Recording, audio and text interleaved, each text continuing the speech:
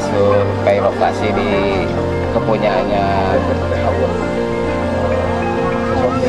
Saung BHU masih dalam proses pembangunan. Sebagian sudah fasilitas sudah ada, dari kolam pemancingan, tempat makan untuk reservasi yang sudah ada.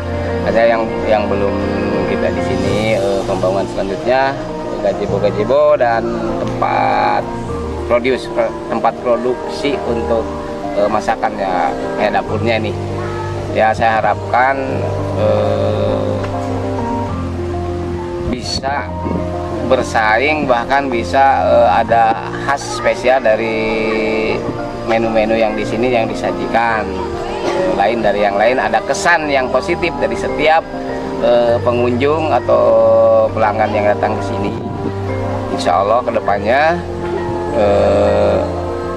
dengan ditunjang, insya Allah nanti fasilitas yang didesain bagus untuk tempat spot-spot selfie, dan ditunjang dengan kolam renang juga ada, dan pemancingan ya tadi saya sebutkan sudah siap, sudah ready.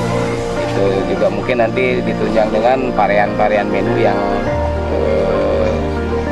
variasi menu yang akan disajikan di sini di Saung BHU yang terletak di desa apa nih?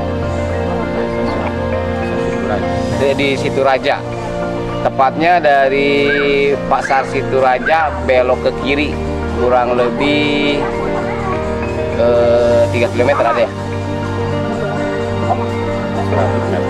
100 meteran ada ya? Iya, itu mudah-mudahan lah